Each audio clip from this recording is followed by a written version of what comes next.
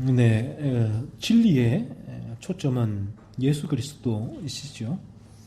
이것이 하나님께서 정하신 방식이며 구원 계획이기 때문에 그러합니다. 그래서 바른 진리는 인간을 예수 그리스도께로 인도하게 되지요.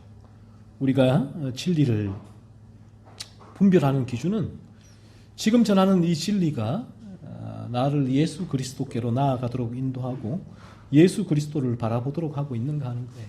우리가 이 듣고 있는, 또 우리가 어떤 글을 읽을 때 있는 그 글이 우리를 그리스도께로 나아가게 하고 있는가, 그리스도를 바라보게 하는가 하는 부분이에요. 우리가 이 첫째 주와 둘째 주가 죄에 대한 진리를 전하는데, 죄에 대한 진리를 전하는데 그 목적이 그를 단지 죄에 대해서 깨닫게 하고 그 죄에 대한 정죄만을 한다면 그 부분은 죄에 대한 진리라고 할 수가 없습니다. 바른 진리가 아니란 거예요. 우리가 죄에 대하여 설교를 할 때, 진리를 전할 때 그 목적이 뭔가 하면 죄에 대한 진리를 듣는 그 사람이 자신이 얼마나 죄로 물들어 있는가를 깨닫게 되고, 그로 인하여서 그가 그러한 내가 죄로 물들어 있는 이 상태에서 내가 건진받고 벗어나기 위하여 그래서 예수 그리스도께로 나아가야 한다는 그 절대적인 필요성을 깨닫게 하기 위함이죠. 그러니까 그 사람이에게 죄에 대한 진리를 계속 전할 때 그 전하는 목적은 그가 죄에 대하여를 바라보면서 올 때에 어떤 그 마음에 우울함을 일으키고, 또 그 죄로 인하여서 그냥 삶의 의미를 잃고 이 삶이 허무하구나 그 사실을 이제 깨닫게 하기 위해 죄에 대한 진리를 전하는 것이 아니죠. 죄에 대한 진리를 전하는 유일한 목적은 그 사람에게 소망을 주기 위함이라는 거죠. 그리스도 예수라는 소망, 그리스도 예수께로 나아가지 않고는 그 죄에서 절대 건진받을 수 없다라는 소망이에요. 그래서 우리 인간은 그렇습니다. 하나님이 정하신 이 진리는 우리 인간은 내 죄로 인하여 절망하지 않고는 절대로 소망이신 그리스도 예수 그리스도로 인한 소망을 품을 수 없는 존재가 우리 인간이다라는 것입니다. 그래서 우리가 이 끊임없이 지난 한 주간인데 또 여러분의 삶을 돌이켜 보십시오. 여러분이 얼마나 많은 죄를 범했습니까? 끊임없이 내 안에 이 미움과 분노와 시기와 질투와 온갖 이 많은 죄가 여러분 한 주간 올라오지 않았습니까? 성경은 우리에게 말씀하시고 계시죠. 이 성경의 기준이니까요. 성경의 기준에서는 끊임없이 성경은 우리에게 누군가에게 미워하는 것도 요한 1서에서는 살인의 죄다라고 말씀하고 있잖아요. 분노를 품는 것, 형제에게 라가라, 이 돌대가리야라고 욕하는 것, 또 성경은 죄라고 말씀하고 있단 말이에요. 그 지난 한 주간 여러분 삶 보십시오. 얼마나 많은 이러한 죄를 범했습니까? 성경의 기준으로 볼 때에. 그런데 이제 문제는 이 부분이에요. 이러한 수많은 죄를 범하는데 여러분의 힘으로는 이 죄에서 도무지 벗어날 수 없다는 것이죠.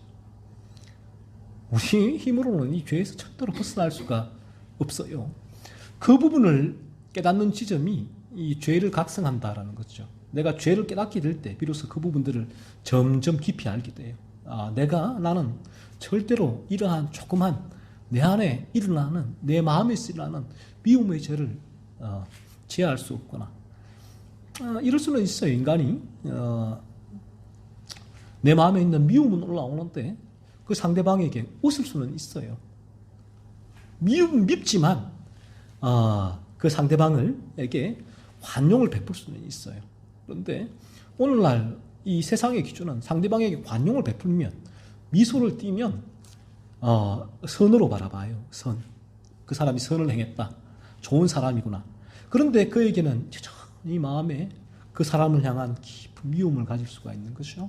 그런 미움을 가질 수가 있고, 성경은 우리가 그 사람에게서 외형적으로는 그 사람에 대한 필요성 때문에, 나의 유익 때문에 미소를 띠고 친절하게 관용을 베풀 수가 있지만, 그 마음에는 여전히 온갖 미움의 죄를 품게 될 때 그 부분은 선이 아니라 악이라고 말씀하고 있죠. 우리에게 죄라고 말씀하고 있습니다. 그래서 우리가 이 거듭남입니다. 왜 거듭남이 너무나 필요한가 하면, 왜 예수님이 필요한가 하면, 예수님만이 거듭날 때 예수님의 생명이 우리 안에 들어오시게 되고 살아 역사하시게 되고, 그 예수님이 우리를 이러한 죄로부터 건져주시기 때문에 그렇습니다. 이 죄를 죽여주시는 힘을 주시기 때문에 그렇습니다. 우리 상 가운데 성경은 말씀하고 있죠. 십계명 가운데 만약에 부모님이 자녀에게 만약에 저기 가서 도둑질 좀 해와 라고 시킨다면 그거는 죄죠. 그런 부모의 요구에는 이제 순종하지 않는 것이 성경의 쫄바른 원리죠. 그래서 성경은 오늘날 이 땅에 허락하신 공권력, 경찰, 정부, 정치인, 공권력이 이 죄를 억제하는데 사용되지 않으면 우리는 그 공권력에 이제 순종할 근거가 없어진다라고 성경은 말씀하고 있죠. 동일합니다. 성경은 만약에 하나의 제가 예를 들면, 부모가 자녀에게 이런 성경의 기준에서 죄를 범하는, 너 죄 밉지, 괴롭히면 내일 가서 한 대 쥐어박아, 똑같이 싸워, 똑같이 갚아줘 라고 한다면 죄란 말이에요. 이 부분은 그 부분에는 순종하지 필요가 없지만, 성경의 기준으로 볼 때는. 하지만 부모가 자녀를 위해서 하고 있는 이 모든 조언들, 충고들, 권면들에는 성경은 순종하라고 말씀하세요. 성경에서는. 그러니까 우리가 부모에게 공경하라, 이게 십계명인데 이 부분을 어기는 게 죄라고 말씀하고 있거든요. 그런데 이 부모에 대한 공경이 죄로 느껴지지 않는 거 어떻게 해요? 이 자연인의 상태란 말이에요. 부모에 대한 공경, 참된 내 마음으로 부모를 존중하고 공경하고, 어떤 말씀 가운데도 부모에게 분내지 아니하고 부모에게 대들지 아니하고 하는 것이 성경이 말하는 거룩이거든요. 죄가 아닌단 말이에요. 이 반대가 죄란 거죠. 부모가 자녀를 위해서 열심히 일하고 또 권면하고 권고하고 훈계하고 바른 길로 가라고 인도하고 함에도 불구하고 자녀가 본인이 이 마음에서 들지 않는다고 화를 내고 짜증내고 미워하고 말도 안 하고 하는 것을 성경은 틀리면 죄라고 얘기를 한단 말이에요. 이 죄가 자연인은 깨달아지지 않아요. 어떤 면에서 효도할 수 없죠, 자연인이. 그런데 이 죄가 성령이 역사하면 어느 순간 이 부분 죄로 깨달아져요. 부모님에게 내가 이렇게 불효했구나, 순종하지 않았구나. 부모님이 우리에게 이 바른 길로 인도하기 위해 저렇게 애를 쓰고 온갖 모든 권면과 권고와 훈계, 때로는 책망이죠, 책망까지도 이제 내가 거부하는 것, 내가 밀어내는 것, 화나는 것, 미워지는 것, 이게 죄라는 거예요. 죄는 깨달아진단 말이에요, 이 부분. 그런데 이게 잘 안 돼요, 제각성의 단계에서는. 그래서 주님이 필요한 거고, 그리고 거듭나게 되어지면 이 부분에 확연한 변화가 일어나죠. 부모님이 어떠하든 간에 나는 그 부모님을 사랑하게 되고 공경하게 되죠, 순종하게 되죠. 이런 변화가 일어나게 돼요. 그래서 인간은, 이런 존재는 죄로 물들어 있기 때문에 거듭나지 않고는 엄밀한 의미에서 부모님에게 공경할 수 없는 존재가 인간이라는 것이죠. 우리의 죄성 때문에 그런 것입니다.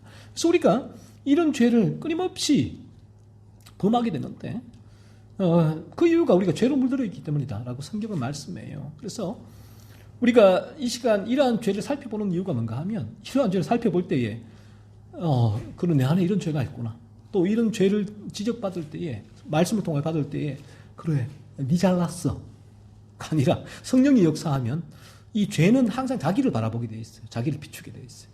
성령이 역사할 때는, 진리는, 이 스포트라이트는 나를 비추게 돼 있어요. 이걸로 단 사람이 어이구 니 죄 봐, 니 죄 봐 아니라 먼저는 자기를 비추게 돼 있죠. 비추고, 그리고 그에게 그 죄에 대해서 알려주죠. 이게 뭐 상대를 정죄하고 비난하고 비판하기 위해 아니라 먼저는 자신의 죄를 살펴보고, 그리고 다음으로 그에 대해서, 그 죄에 대해서 이런 부분이 당신이 그 죄를 살펴보고 있느냐라고 그렇게 그 죄에 대해서 얘기를 해주게 되죠. 그러면 성령이 역사하면 내 안에 그런 죄를 살펴보지 못하다가 역사할 때는 자신의 죄를 살펴보게 돼요. 그래서 성령이 역사할 때, 죄를 깨닫게 될 때는 철저하게 자기 자신을 바라보게 돼요. 네가, 그러니까 나를 계속해서 스포트라이트를 비추게 되죠. 나를 비추고 보면 이 진리가 내 안에 있는 죄, 얼마나 죄로 물들어 있는가를 비추게 되면 결론은 하나예요. 이 결론은 나는 가망이었구나, 절망이었구나, 나는 이 죄를 안 지을 수 없는 존재구나 라는 걸 경험적으로 알게 되죠. 그러면 어떻게 해야 되느냐, 어떻게 죄를 안 지을 수 있느냐, 어떻게 하면 내가 부모님을, 자녀를, 형제를, 직장의 동료를, 나를 미워하는 그 누군가를 내가 미워하지 아니하고 똑같이 복수심을 가지고 갚아주지 아니하고 어떻게 내 안에 그 미움을 죽이는 삶을 살 수가 있을까 라고 했을 때 그 대답은 예수밖에 없다는, 그리스도 예수밖에 없다는 거예요. 그래서 우리가 죄에 대한 진리는, 그래서 인간을 예수께로 인도해요. 그래서 선교제자 청교도들도 끊임없이 가장 먼저 선포한 진리가 이 죄에 대한 진리, 인간의 죄성을 계속해서 전하고 파헤치는 진리를 전했습니다. 그러한 자신의 죄를 깨닫지 않고는 인간은 절대로 주님께로 나올 수가 없다라는 것입니다. 그래서 이 오늘날 기독교, 또 오늘날 이 기독교의 가르침 가운데 많은 유튜브도 있잖아요. 유튜브도 있고 많은 책들도 있고, 얼마나 많은, 오늘날에는 내가 관심만 가지면 이 기독교에 대한 많은 가르침을 또 접할 수가 있는데, 신사도 운동가들이 오늘날에도 엄청나게 많은 또 점유율을 가지고 있죠. 그분들이, 그 양반들이. 왜냐하면 그런 은사운동, 그런 기적을 본인들이 일으킨다고 하니까, 그러니까 사람들이 눈은, 관심은 거기에 올리게 되는데, 우리 관심을 이 신사도 운동가들처럼 은사로 향하게 한단 말이에요. 관심이 은사가 되고, 그리고 시한부 종말론자들처럼 우리 관심이 종말로 향하게 하는 것, 그리고 우리 관심이 교리 공부로 향하게 하거나 성경 연구로 향하게 하거나 심지어 기도와 찬양과 헌신으로 향하게 만드는 가르침도 진리가 아니란 거예요. 가르침도. 우리의 관심이 그래 교리 공부, 교회의 헌신, 충성, 봉사, 종말, 은사, 이런 부분으로 관심을 끌어들이는 가르침은 그릇된 가르침이다라는 것이죠. 외형적으로는 그럴싸한 신앙의 모습을 갖추고 있지만 우리의 모든 관심과 방향성을 그리스도께로 향하도록 인도하지 않는 가르침이나 글이나 설교는 바울이 갈라디아에서 말한 다른 복음일 뿐이에요. 그래서 오늘날 주일학교에서도, 주일학교에 가게 되는 관심이 뭐예요?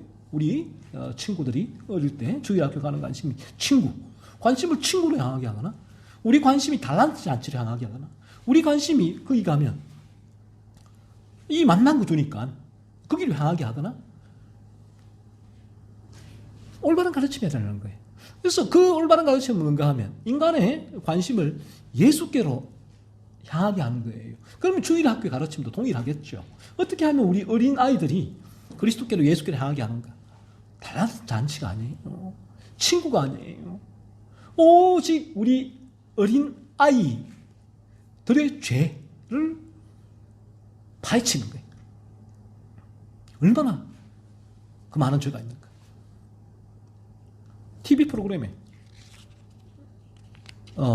제가 간혹 봤지만 금쪽 같은 내 새끼, 예, 금쪽이라고 하죠. 걔들을 저도 몇 케이스만 봤는데 인간의 죄성이잖아요. 그 자체가 인간의 죄성. 얼마나 아이지만 죄로 물들어 있어요. 그러니까 부모에게 이게 뭐 감당이 안 돼요. 걔들이 부모에게 행하는 폭언, 심지어는 폭력까지 하는데 그게 뭔가 하는 거예요. 그게 뭔가 하는 거죠. 그래서 거기서 아무리 상담을 해도 그 안에 그 우리 아이의 영혼의 새로운 본성, 거듭남으로 새로운 본성이 들어오지 않고는 어떤 변화가 일어날 수가 없다는 거예요. 그런데 이제 거기에 진단이 다르죠. 그 진단이 왜 그런가 했을 때에 성경의 진단은 그 친구가 죄로 물들어 있기 때문에 그 죄의 열매가 맺히는 것이다 라고 얘기를 해요. 물론 일반 은총이 이제 그 약해지니까 뚫고 그런 폭언과 폭력을 행하게 되지만, 그러나 마음 가운데 일어나는 그런 부모에 대한 마음은 성경은 바로 인간의 죄성이다라고 얘기를 하죠. 따라서 우리는 항상 어떻게 하면 예수 그리스도께로 나아갈 수 있을까를 고민하면서 진리 앞에 서야 된다라는 것이죠. 바른 진리를 하면 마침내 여러분을 예수 그리스도께로 나아가게 할 것이고, 날마다 그리스도를 바라보게 하며 붙들게 할 거란 거예요. 그래서 바른 진리는 저와 여러분을 끊임없이 그리스도 예수께로 인도한다는 것입니다. 그래서 우리는 셋째 주를 그리스도에 대하여 묵상하는 날로 삼고 있죠. 첫째 주와 둘째 주에 자신의 죄를 살피고 깨달은 자가 나아가야 할 최종적인 장소가 바로 예수 그리스도이기 때문에, 그렇다면 이 그리스도는 누군가 하는 거예요. 우리가 예수께 나아가야 되는데 어떤 예수께 나아가야 하는 것이죠. 그래서 바른 우리가 나아가야 할 그리스도 예수에 대하여 셋째 주일에는 묵상하게 되는데, 지난달에 이어서 동일한 본문으로 그리스도의 고난에 대하여 살펴보려고 합니다. 지난달에 예수님께서 십자가에서 말로 다할 수 없는 고난을 당하신 이유가 바로 이러한 저와 여러분의 죄 때문이다라고 말씀을 드렸습니다. 그래서 저 같은 경우도 동일했습니다. 어릴 때 부모님에 대한 이제 많은 마음의 그런 저항심, 또 분노, 또 해서는 안 될 말들도 많이 했고요. 그 부분이 좀 너무나 자연스럽잖아요. 그 부분이 이 죄성이란 죄인데 이 부분을 그때도 물론이고 죄로 바라보지 못했어요. 이 부분 자체가 누가 그 부분을 나에게 죄라고 얘기해 준 사람이 아무도 없었거든요. 저는 뭐 그 부분이 당연히 내 마음에 들지 않았고 또 나를 힘들게 했기 때문에 부모님에게 그런 마음을 표출했던 부분인데, 그 부분이 성경은 우리에게 죄로서 말씀하고 있죠. 그래서 우리가 짓고 있는 그 죄 때문에 우리 주님은 말로 다할 수 없는 고난을 십자가에서 당하셨다라는 사실을 지난달에 살펴보았고요. 오늘은 이제 두 번째로 그 십자가에서 묵상할 때에 예수님께서 사람으로서 느낀 고통을 좀 살펴보려고 합니다. 오늘 본문 38절에 보시면 예수님은 내 마음이 매우 고민하여 죽게 되었으니라고 말씀을 하셨고, 39절부터는 내 아버지여 만일 할만하시거든 이 잔을 내게서 지나가게 하옵소서라고 세 번을 기도하시면서 그 주님이 느낀 경험하고 있는 고통을 드러내셨죠. 신은 고통을 느끼지 않아요. 그렇죠? 하지만 예수님은 고통을 느끼셨습니다. 예수님이 신이시라면 왜 고통을 느끼셨을까요? 물론 주님이 당하신 가장 극심한 고통은 하나님으로부터 우리 죄 때문에 버림받은 고통이었어요. 하나님 우리의 모든 죄를 짊어지시고 특히 하나님께서 그 죄에 대하여 심판을 내리신 그 고통이죠. 그리고 우리 주님은 인간들에게 육신의 모든 고통을 받으셨죠. 고통입니다. 이것도 육신의 고통. 예수님께서는 채찍질을 당하셨고요. 가시관을 이제 머리에 씌워주셨고요. 그리고 침뱉음을 당하셨고 갈대리로 머리를 맞으며 희롱을 당하셨습니다. 그리고 그 무거운 십자가를 지고 골고다 언덕을 걸어가셔야 하셨으며 십자가에 못 박힘을 당하셨습니다. 십자가의 고통스러운 형벌을 받으시며 내가 목마르다고 하시며 극한의 갈증의 고통을 겪으셨지요. 왜 예수님께서 이런 고통을 겪으셔야 했는가 하는 것입니다. 신은 고통을 겪지 않아요. 예수님이 이런 고통을 겪으신 이유는 예수님이 사람이 되셨기 때문이에요. 사람. 예수님을 The Son of Man, 인자라고 하죠. 사람의 아들이라고, 인자라고 예수님을 다니엘서 7장에서 그 인자를 예수님은 그대로 본인을 이제 가리키는 단어로 이제 사용을 하셨죠. 인자, 사람의 아들. 자, 예수님은 신이시지만, 하나님의 아들, 신이시지만 사람이 되셨, 참 사람이 되셨다는 거예요. 예전 영지주의자들은 이 부분을 가연설이라고 해요. 도케티즘을 주장했습니다. 무슨 말인가 하면 예수님은 사람으로 이 세상에 온 게 아니라는 거예요. 예수님은 참 사람이 되신 게 아니라는 거죠. 예수님은 예수라는 청년의 몸을 잠깐 빌렸을 뿐이라는 거예요. 예수는 청년의 몸을.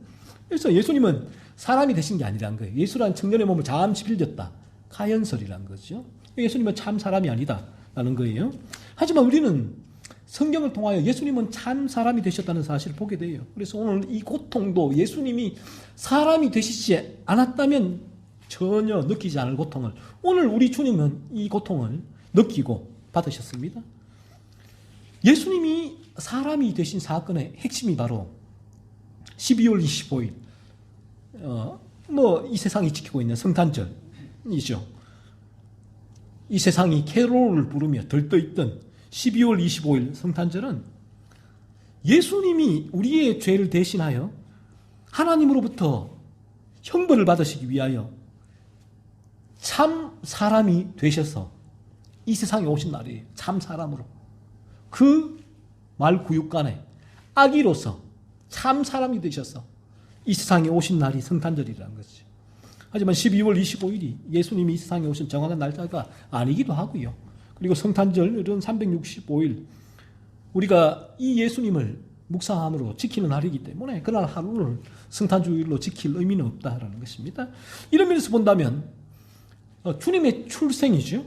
성탄은 온 세상이 캐롤을 부르며 들떠있는 날이 아니라 이런 측면에서 본다면 신이 인간이 되어서 이 땅에 오신 인간의 모든 고통을 경험하게 되는 신으로서의 모든 그 지위죠.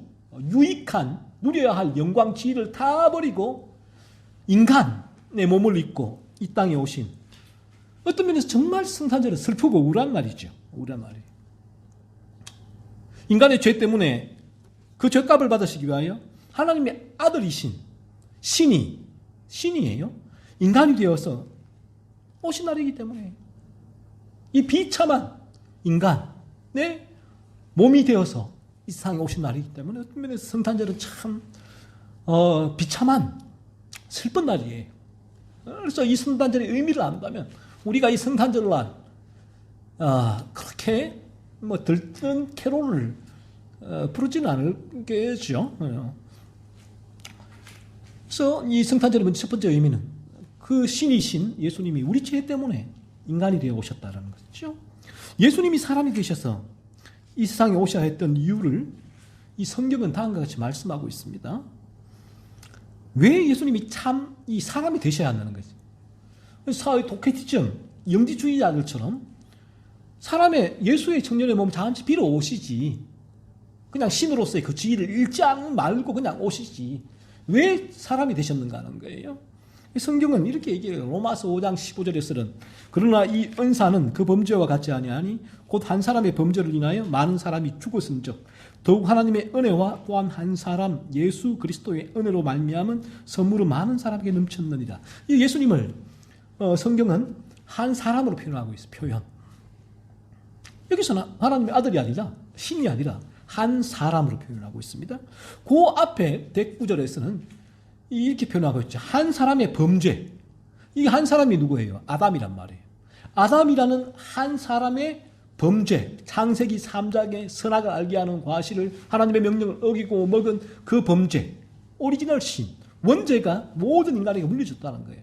자, 그러면 이 인간은 어떻게 이 원죄 물려받은? 그래서 여러분이 지금 그런 죄를 범하는 거예요. 그런 악한 생각, 악한 말, 나쁜 마음, 온갖 죄들이 여러분 마음에서 일어나는 이유가 성경은 거기에 있다라고 말씀하고 있습니다. 그러면 어떻게 우리가 이 원죄의 집에서 벗어날 수 있는가 했을 때에 성경은 말씀하고 있습니다. 한 사람 예수 그리스도의 선물이란 거예요. 한 사람 아담의 범죄로 말미암아 모든 사람이 죄의 지배 가운데 있었듯이 한 사람 예수 그리스도의 선물, 그리스도의 십자가 죽으심, 한 사람 말미암아 우리는 그 오리지널 신 아담에게서 물려받은 그 원죄에서 벗어날 수 있게 된다는 거죠. 그리고 로마서 5장 19절에도 이렇게 얘기를 하고 있죠. 한 사람이 순종하지 아니함으로 많은 사람이 죄인 된 것 같이 한 사람이 순종하심으로 많은 사람이 의인이 되리라. 여기도 한 사람이 순종하지 않음으로, 아담이라는 한 사람이 순종하지 않음으로 많은 사람이 죄인 된 것 같이 예수라는 한 사람이 순종함으로 많은 사람이 의인이 되리라. 사람. 예수님을 사람으로 말씀하고 있죠. 고린도전서 15장 45절에서도 기록된 바 첫 사람 아담은 생명이 되었다는 것 같이 마지막 아담은 살려주는 영이 되었나니, 첫 사람 아담, 마지막 사람이란 거예요. 아담, 그리스도 예수. 자, 이 말씀들이 의미하는 바가 뭐냐? 왜 예수 그리스도를 이 성경에서는 한 사람으로 굳이 얘기하고 있느냐라는 거예요. 굳이 한 사람의 범죄, 아담의 범죄로 모든 사람이 죄의 지배 가운데 녹이 되었다는 거예요. 하지만 한 사람, 예수 그리스도의 십자가 죽으심으로 말미암아 많은 사람이 구원을 받게 된다는 의미죠. 이 그리스도 예수의 십자가를 믿을 때에 여기서 이제 왜 이 성경은 굳이 그리스도 예수를 한 사람으로 말했는가 하는 것입니다. 성경은 하나님 정하신 구원의 원리인데 이 원리가 대표성의 원리예요. 대표성의 원리인데 아담이라는 사람이 인간의 대표로서 죄를 지었단 말이에요. 대표성의 원리. 인간의 대표로 죄를 지었기에 모든 인간의 대표가 아담이라는 거죠. 그래서 아담 이후에 모든 인간에게 그 인간의 대표인 아담이 범한 죄가 모든 인간에게 물려지게 되었다는 것이죠. 하나님 정하신 이 대표성의 원리라고 해요. 원리로서 원죄에 물든 인간이 그렇다면 그 죄에서 건진받을 수 있는 길은 똑같아요. 대표성의 원리. 그 인간의 대표, 구원받을 인간의 대표가 되는 그분이 그 죄에서 우리를 건져 주시는 일이에요. 그렇다면 우리를 그 아담이 범한 그 죄에서 건지실 대표가 누구냐? 바로 예수 그리스도라는 거죠. 그래서 예수님께서는 이 인간의 대표로서 사람이 되셔야 해요. 사람의 대표. 사람이 아니면 인간의 대표가 아니잖아요. 신이라면 우리의 대표가 될 수 없다는, 자기에게 될 수 없다는 거예요. 이 대표성의 원리예요. 그래서 하나님께서는 그러면 누구를 인간의 대표로 보낼까? 과거 인간의 대표인 아담이 범죄를 해서 그 죄가 모든 인간에게 물려졌는데, 그렇다면 이제 누구를 그 대표로 보내서 그 인간을 그 죄 가운데 건져낼 수 있을까? 하나님의 지혜가 여기서 빛을 발합니다. 자, 그 대표는 누구예요? 하나님의 아들, 신이신 그리스도 예수를 하나님의 인간의 대표로 보내시기로 작정하셨다는 거죠. 왜 그 예수님 인간의 대표가 되셔야 되는가? 그 인간의 대표는 죄가 없어야 되죠. 죄가 있으면 인간의 죄를 짊어질 수가 없잖아요. 그래서 인간에게는 그 대표가 날 수가 없어요. 그렇다면 무죄한 자만이, 죄가 없는 자만이 인간의 대표로서 그 모든 인간의 죄를 대신 짊어질 수가 있는데, 십자가에서 인간의 대표로서 죽으셔서 우리의 죄를 대신할 수가 있는데, 그 자격을 갖추는 이가 누굽니까? 하나님의 지혜죠. 이게 하나님 지혜랍니다. 하나님의 지혜는 여기서 빛을 발합니다. 이게 하나님 구원 계획이에요. 그래서 하나님께서는 그래서 예수 그리스도를 이 세상에 보내시기 작정하신 거예요. 무죄하신, 죄는 없으신 분이다. 그리스도 예수가. 인간은 되셨지만 성경은 말씀하고 있잖아요. 왜 성경은 예수가 인간이 되셨지만 죄는 없으시다라고 말씀하셨을까요? 인간의 대표, 자격, 조건이기 때문에 그래요. 그래서 성경은 로마서 11장 33절에서는 이렇게 얘기를 합니다. 이 구원계 하나님께 저같이 구원 계획을 보고 기가 막히지 않습니까? 하나님께서 아들을 인간의 대표로 보내셨단 말이에요. 그렇다면 아들을 인간의 대표로 보내시기는 인간으로서만 인간의 대표가 되니까, 그러면 이 아들을, 무죄한 아들을 어떻게 인간의 대표가 될 수 있는가? 그래서 성육신, 이 세상에 아기 예수로 보내신 거예요. 참 사람으로. 참 사람이 아니면 인간의 대표가 될 수가 없어요. 도케티즘처럼 예수가 예수의 청년의 몸을 잠시 빌려서는 인간의 대표가 될 수 없다. 참 사람이 아니기 때문에 신은, 예수 그리스도가 몸하고 영혼이 따로 노니까 참 사람이 아니죠. 하지만 그리스도 예수는 참 사람으로, 아기로서 이 세상에 오셨잖아요. 하지만 죄는 없으시다. 우리의 대표에서 우리의 죄를 짊어지실 조건을 갖추신 것이죠. 그래서 로마서에서는 깊도다 하나님의 지혜와 지식의 풍성함이다. 깊도다. 얼마나 놀라운 거. 바울이 이 하나님의 지혜를 보고 감탄을 하는 거죠. 그리고 고린도전서 1장 21절은 하나님의 지혜에 있어서는 이 세상이 하나님의 지혜를 알지 못하므로, 이 세상은 하나님의 지혜를 알지 못해요.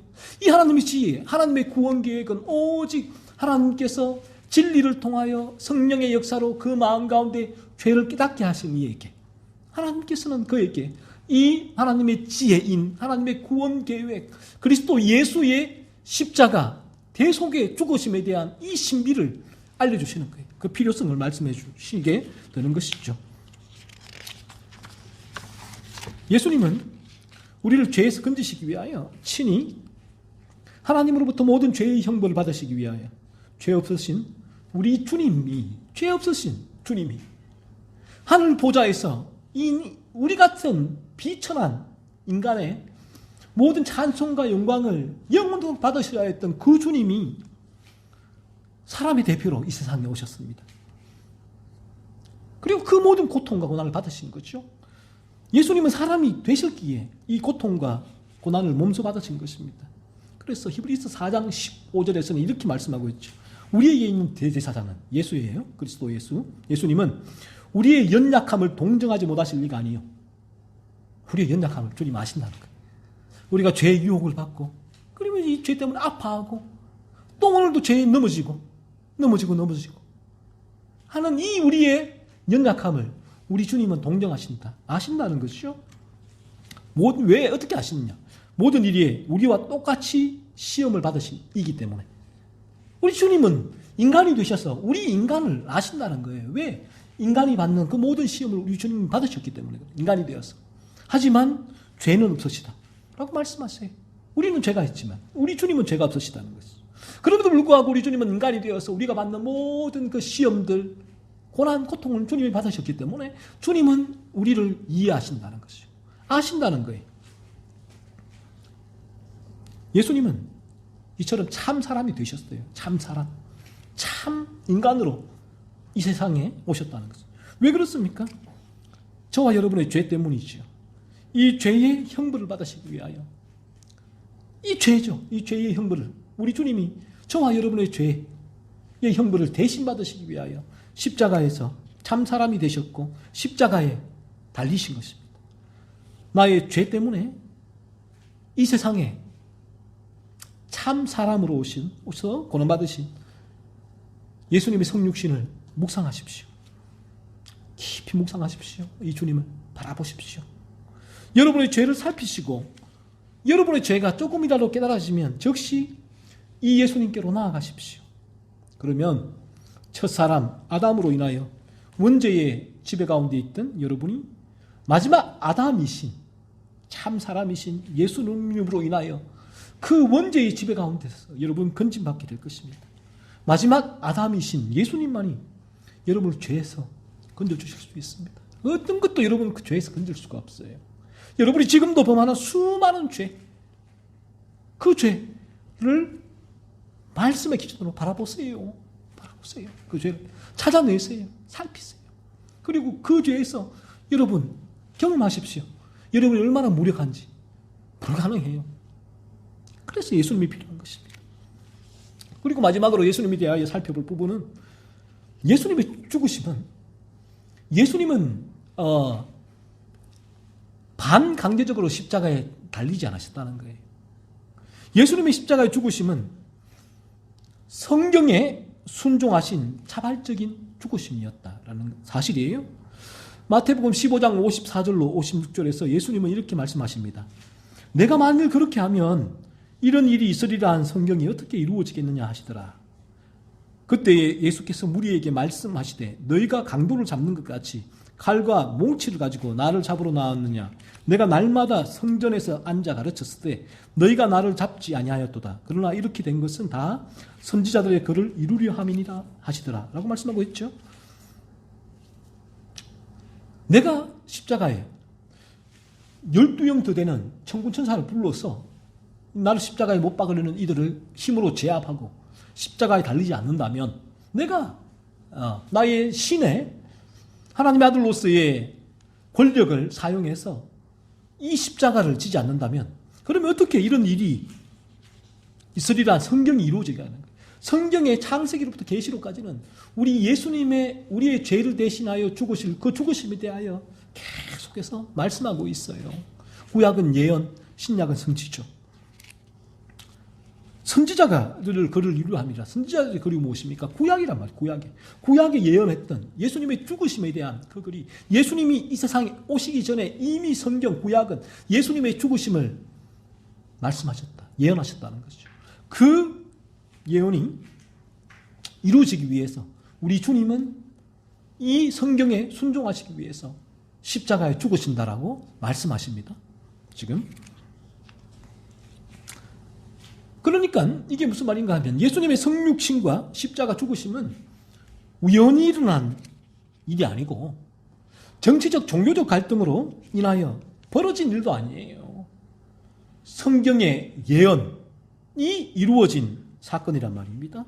선지자들의 글인 구약 성경에 우리 죄를 대신하여 메시아이신 예수님이 사람으로 오셔서 나무에 달려 죽으실 속죄와 대속의 죽으심이 성취된 사건이란 말이에요. 성취된 사건. 그 예수님의 십자가 죽으심이라는 것이죠. 그래서 예수님은 이 성경의 예언에 순종하셨다는 거예요. 그래서 이 예언이 이루어지기 위하여 나는 이 십자가 사건, 십자가의 죽으심에 순종하셨다는 것이죠. 예수님께서 십자가에 달리시기를 거부하셨다면 이 성경은 이루어지지 않게 될 것이다라는 말이죠. 예수님은 하나님의 구원 계획에 자발적으로 순종하셨습니다. 그래서 사람이 되셔서 이 세상에 오셨고 친히 십자가에서 그 고난을 몸소 감당하셨습니다. 예수님께서 이렇게 성경에 순종하신 이유는 단 하나, 저와 여러분을 죄에서 건지시기 위한 하나님의 구원 계획을 이루시기 위함이에요. 저와 여러분을 그 죄의 지배에서 건지시기 위함. 그 목적 하나. 이 목적을 하나님의 구원 계획을 세우셨고 그 구원 계획이 이루어지도록 우리 주님은 성경에 순종하셔서 십자가에 자발적으로 달려 돌아가셨다는 것입니다. 예수님은 저와 여러분을 죄에서 건지시기 위하여 하나님의 구원 계획인 십자가의 대속의 죽으심을 받아들이셨습니다. 순종하셨습니다. 이 얼마나 놀랍고 감사한 일인지요. 이 시간 이 자리에 나온 우리 지체들 가운데 여러분의 죄가 조금이라도 깨달아지는 분들이 있다면 오늘 설교한 이 예수님, 나를 위하여 하늘 보좌를 버리고 낮고 낮은 이 땅에 참 사람이 되어 오신 이 주님을 묵상하십시오. 자발적으로 십자가에 죽으심, 그 고통스러움, 이 잔을 내게서 옮겨주어 달라고 세 번이나 기도하셨지만 마침내는 그 말씀에 순종하셔서 십자가에 자발적으로 달리셔서 그 하나님의 버림받으심과 온갖 육신의 말로 다 할 수 없는 고난과 고통을 겪으신 그 주님을 묵상하십시오. 바라보십시오. 그 주님이 성육신 참 사람이 되시고 십자가에서 자발적으로 하나님의 구원 계획을 성취하기 위하여 달려서 죽으신 이유가 우리를 죄에서 건지시기 위함입니다. 이 주님을 여러분이 믿기만 하면 놀라운 일이 벌어집니다. 여러분이 자신의 죄를 조금이라도 깨달았다면 이 주님께 나아가서 이 주님을 붙들기만 한다면 놀라운 일이 벌어져요. 우리 주님의 생명이 여러분 안에 임하게 돼요. 그 주님의 생명이 살아 숨쉬게 될 때 죄 없으신 무죄하신 거룩하신 주님이 하나님의 거룩하신 뜻을 여러분 이루게 하십니다. 여러분에 있는 죄를 끊임없이 찾아나게 하세요. 그리고 그 죄를 그리스도 예수께서 죽여주시고 그 남아있는 죄의 세력을 죽이는 힘을 우리에게 주셔서 그 죄를 죽이며 살아가는 온전한 거룩함을 향하여 나아가게 하는 그 놀라운 변화가 일어나게 되었습니다. 그렇게 되어지면 여러분 삶 가운데 여러분을 보면서 여러분은 정말 놀라게 되어집니다. 내가 맞나? 내가 맞나? 예전에는 조금만 내 마음에 들지 않으면 내게 일어나는 이 분노를 제어할 수가 없었다. 이 미움의 불을 제어할 수가 없었다고요. 그러나 그럼 난 이후로 이 예수님께로 나아간 이후로 이 예수님을 믿은 이후로 내 안에 변화가 일어나게 돼요. 이 분노가 나를 제어하지 못해요. 분노가 올라와요. 미움이 올라와요. 하지만 그리스도 예수께서 제압을 하게 해주세요. 사라졌네? 예전 같았으면 끝까지 내가 이 미움과 분노를 표출하고 복수를 해야 돼. 난데 이게 리셋이 되네. 너무 놀랍지 않아요? 그래서 우리 인간은 그래서 어떻게 성경이 데살로니가서에 범사에 감사할 수 있느냐 했을 때 에베소서 말씀처럼 내가 하나님의 영광의 찬송이라는 존재가 되지 않고는 인간은 감사할 수가 없어요. 와, 내가 하나님의 영광의 찬송의 존재, 거룩을 위하여 나아가는 거룩한 존재가 되었구나. 내 삶 가운데 일어난 이 놀라운 변화를 바라보게 될 때 비로소 인간은 감사할 수 있게 돼요. 감사. 하나님께.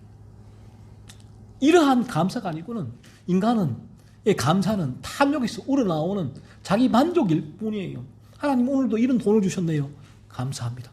하나님 오늘도 우리에게 이것을 주셨네요. 감사합니다. 이걸 안 주면 어떻게 해요? 불평불만할 수밖에 없겠죠. 이것이 죄악된 인간의 모습이란 거예요. 하지만 나라는 존재가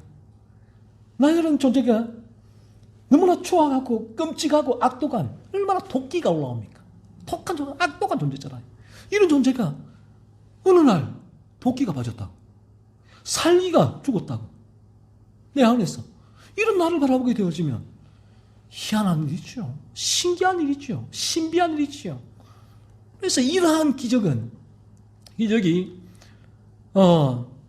첫사람 아담이 창조되어지는 기적보다 더 놀라운 신비한 기적이다라고 청교도들이 말한 이유가 바로 여기에 있는 것이죠. 저는 이런 놀라운 기적을 이 자리에 나온 우리 모두가 맛보기를 소원합니다. 우리가 이러한 기적이 우리 안에 이루어지지 않고는 우리는 저 천국에 갈 수가 없어요. 제가 늘 말씀드리잖아요. 하나님 부르시면 이거 하면 무의미하다는 우리가 저 끔찍한 지옥에서 어떻게 말을 할 수 있겠습니까? 이 땅에서 지금도 어제도 그렇잖아요. 뉴스를 보면서 이 폭우가 얼마나 쏟아졌습니까? 얼마나 많은 무고한 생명이 희생을 당했습니까? 나라고 예외입니까? 나라고는 늘 나는 내 생명이 70, 80, 100까지 나는 그렇게 살 거야. 이게 인간의 어리석음이에요. 하지만 죄를 깨닫게 되어지고 거듭나게 되어지면 내가 알아요. 오늘 제가 늘 말하잖아요. 불러가시면 가는 거예요. 이 부분이 하나님 주신 지혜이기도 해요. 그래서 우리 주님은 그 부자에게 어리석은 부자야라고 얘기하신 거예요. 자기가 영원히 살 것처럼 생각하는 그에게. 저는 여기 있는 지체들 우리 모두가 저 영원한 천국에서 온전히 죄가 없는 거룩하신 만면에 웃음을 띠고 사랑을 흘려보내고 어떠한 시기와 질투와 미움도 조금 불편한 것도 없이 온전한 평안과 기쁨 가운데 영원토록 가는 그날 거기서 삶이 어떻게 자세히는 모르겠지만 그러나 그 영원한 천국에서 거하는 그 삶을 이 자리에 온 모든 지체들이 함께 누리기를 소원해요. 여기서 저와 여러분의 만남은 잠시 잠깐이에요. 너무나 잠시 잠깐이에요. 하지만 저 영원한 천국은 영원하죠. 영원한. 잠시 잠깐 여러분 머물러가는 이 세상에 여러분의 모든 것을 두지 마십시오. 너무나 어리석어요. 잘 준비하십시오. 하물며 여러분의 노후를 위해서 보험을 들어놓는데 그 노후에 얼마 살지 모르는 그 노후를 위해서 보험을 들어놓고 그 준비를 하는데 저 영원한 생명을 위해 여러분 이 땅 가운데 준비하지 않으시면 됩니까? 지금 이 시간 이 부족한 목사가 연약하지만 이 진리를 여러분의 영혼이 거듭나야 하리라 거듭나야 하리라 라고 외치는 이 외침을 여러분이 조금이라도 마음에 담아두시고 그럼 어떻게 거듭날 수 있습니까? 제가 늘 말하듯이 여러분의 죄를 살피십시오. 끊임없이 일어나는 여러분의 죄를 살피고 그 죄를 가지고 그리스도 예수께로 나아가면 여러분 거듭납니다. 거듭나는 은혜를 드리볼 수 있게 될 것입니다.